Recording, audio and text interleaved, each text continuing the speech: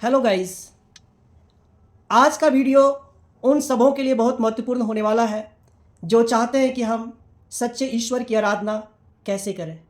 बहुत लोगों से मिलता हूं, मैं इनसे बातें करता हूं तो लोग कहते हैं कि हम किसकी उपासना करें, किसकी आराधना करें, कौन सच्चा ईश्वर है।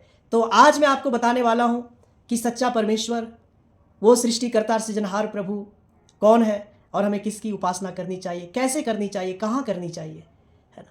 तो गाइस, मैं आपको बता दूं, वेद, ब्राह्मण, अरण्यका, उपनिषद, इनको जब हम पढ़ते हैं तो उसमें लिखा हुआ है ते देवाः सत्यमित्योपासते, अर्थात वे देवगण, वो ऋषि संतगण, ऋषि मुनि सब सदा सत्य की ही उपासना करते हैं, क्योंकि लिखा है सत्यम ब्रह्म, ब्रह्म सत्य है। वो प्रब्रह्म परमात्मा जो है सत्य है। सत्यम ज्ञानवनंतम ब्रह्म, अर्थात ब्रह्म प्रब्रह्म परमात्मा सत्य है, ज्ञान स्वरूप है और वो अनंत है, ही इज इन्फिनिटिव।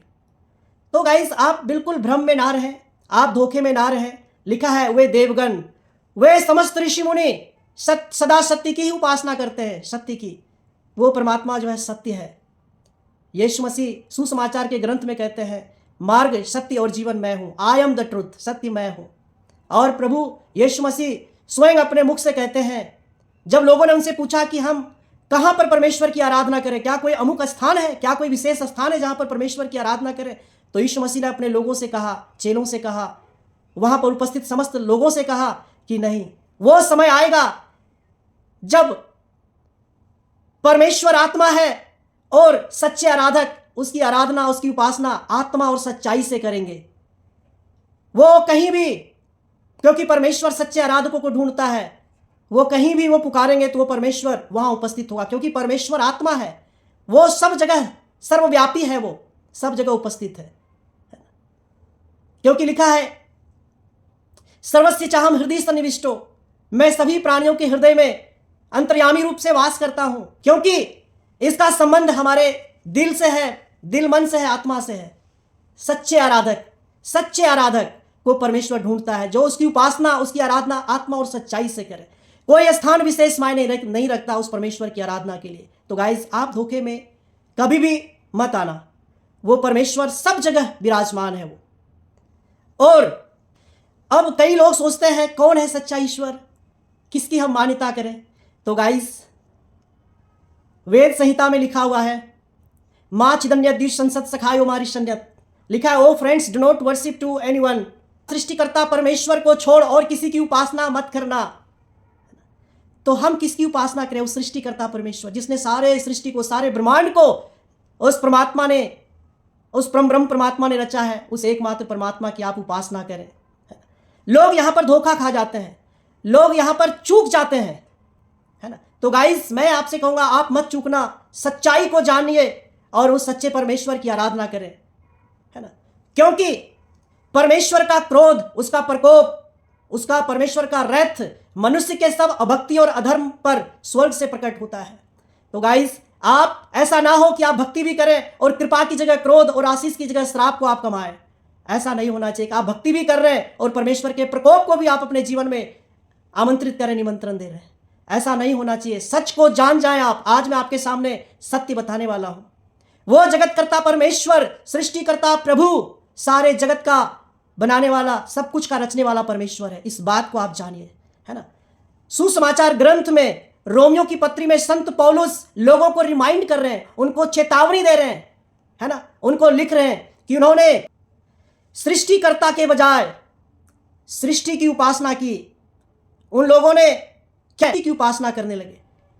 वो सृष्टिकर्ता परमेश्वर जिसने आकाश, पृथ्वी, समुद्र, पहाड़, पत्थर, जो कुछ भी देखने में आता, वो सृष्टिकर्ता परमेश्वर ने इस क्रिएशन को बनाया है, तमाम क्रिएचर्स को बनाया है। तो लोगों ने सृष्टिकर्ता के ऊपर कभी ध्यान नहीं दिया और लोगों ने सृष्टि की उपासना करने लग गए। लोगों ने पहाड़ को देखा, उसको पूजने लग गए। लोगों ने नदी को देखा, उसको उन्होंने पूजने लग गए। लोगों ने ब्रह्मांड को, अंतरिक्ष को देखा तो अंतरिक्ष की पूजा करने लगे। लोगों ने किसी पेड़ को देखा बृहद विशाल, उसकी पूजा करने लग गए। लोगों ने चांद तारे को देखा, सूरज को देखा तो लोग उसकी पूजा करने लग गए। लेकिन कभी भी लोगों के दिमाग में यह बात नहीं चढ़ी कि ये सब चीजें जो दृश्यमान जगत है, इसको उस सृष्टिकर्ता परमेश्वर ने बनाया है, तो हमें उस सृष्टिकर्ता परमेश्वर की उपासना करनी चाहिए, है ना। तो क्या गलती यह था कि लोगों ने सत्य को बदलकर झूठ बना डाला। वो सृष्टिकर्ता परमेश्वर की उपासना करने के बजाय, यह सच था कि लोगों को सृष्टिकर्ता परमेश्वर की उपासना करनी चाहिए, लेकिन लोगों ने वहां पर झूठ को, वहां पाखंड को और वहां आडंबर में लोग फंस गए। लोगों ने सृष्टि की उपासना करना चालू कर दिया। लोग सजीव परमेश्वर, जो जीवित परमेश्वर है, सजीव को निर्जीव में बदल दिया। वो परमेश्वर जो सृष्टिकर्ता परमेश्वर है, जो सारे जगत का, सारे ब्रह्मांड का बनाने वाला परमेश्वर है, लोगों ने उसको चौपायों में तब्दील कर दिया। रेंगने वाले जानवरों में, जानवरों की समानता की मूरत में बदल डाला। वो परमेश्वर जो जिंदा है, लोगों ने उसको निर्जीव और मूर्ति में, मूरत में तब्दील कर दिया। जो जीवित है उसको मृत्यु में तब्दील करके उसकी उपासना करने लगे। और लिखा है कि परमेश्वर का प्रकोप स्वर्ग से सब मनुष्यों की अभक्ति और उसके अधर्म पर प्रकट होता है। तो गाइस, आज ही वो समय है कि आप सृष्टिकर्ता की उपासना करें, जिसने सारे ब्रह्मांड को बनाया है। He is the creator of this universe, he is only creator of this universe. उस सृष्टिकर्ता की उपासना करें। वेद संहिता में लिखा है, o friends, do not worship to anyone. उस सृष्टिकर्ता परमेश्वर को छोड़ किसी की उपासना इस पृथ्वी पर ना करो, क्योंकि लिखा है वेद उपनिषद में, न तस्य प्रतिमा अस्ति यस्य नाम अधस्य। उस जगतकर्ता परमेश्वर की, सृष्टिकर्ता प्रभु परमेश्वर, सर्वशक्तिमान परमेश्वर के कोई मूर्ति, आकृति, प्रतिमा नहीं है जिसका यश, जिसकी महानता सारे पृथ्वी पर है, जो अत्यंत पवित्र है, जिसका यश सारे ब्रह्मांड में है। उसकी कोई मूर्ति, आकृति, प्रतिमा नहीं है। तो गाइस, आप धोखा मत खाइए।